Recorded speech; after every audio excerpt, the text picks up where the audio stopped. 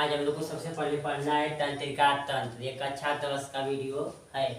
तंत्रिका तंत्र एक ऐसी कोशिका होती है जो मनुष्य के शरीर में सिर से लेकर पैर तक पाई जाती है, तो इसे तंत्रिका तंत्र कहते हैं। यह एक ऐसी कोशिका होती है जो संवेदनशील होती है तथा सूचनाओं को आदान प्रदान करती है। जो तंत्रिका तंत्र होती है यह संवेदनशील होती है और सूचनाओं को आदान प्रदान करती है तथा तंत्रिका तंत्र जो होती है यह तंत्रिका कोशिकाओं से मिलकर बनी होती है, तो इसे तंत्रिका तंत्र कहते हैं। अर्थात यह मनुष्य के शरीर में न्यूरॉन्स की संख्या 100 अरब या 10⁻11 अरब होते हैं, तो इसे तंत्रिका तंत्र कहते हैं।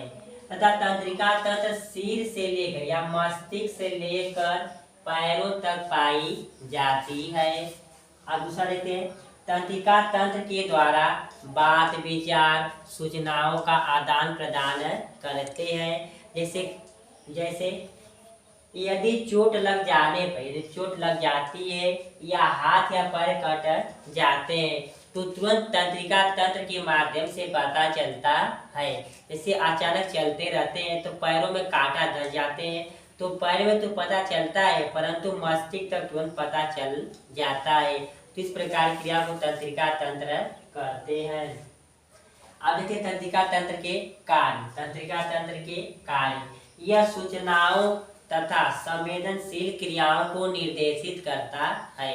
अर्थात यह बात विचार को बहुत तेजी से क्या करता है, बताता है और सूचनाओं को नैनो सेकेंड में ग्रहण करता है। तंत्रिका तंत्र में ऐच्छिक तथा अनैच्छिक दोनों क्रियाएं होती हैं, तो इसे तंत्रिका तंत्र के कार्य कहते हैं। अब देखते हैं मानव में दोहरा परिसंचरण। तो मानव में दोहरा परिसंचरण तंत्र उसे कहते हैं जब मनुष्य के शरीर में रुधिर का आदान प्रदान 2 बार होता है, तो मानव में दोहरा परिसंचरण तंत्र कहते हैं। अर्थात जब शरीर में रुधिर का आदान प्रदान 2 बार होता है तो इसे मानव में दोहरा परिसंचरण तंत्र कहते हैं। इसे 24 घंटा में 2 क्रिया होती है। एक बार 6 बजे से दिन से लेकर 6 बजे तक, एक बार 6 बजे से लेकर 6 बजे रात तक। तो जो मनुष्य के शरीर में सूचनाओं का आदान प्रदान करती है तो इसे तंत्रिका तंत्र कहते हैं। वीडियो को लाइक, सब्सक्राइब तथा शेयर जरूर करें। धन्यवाद।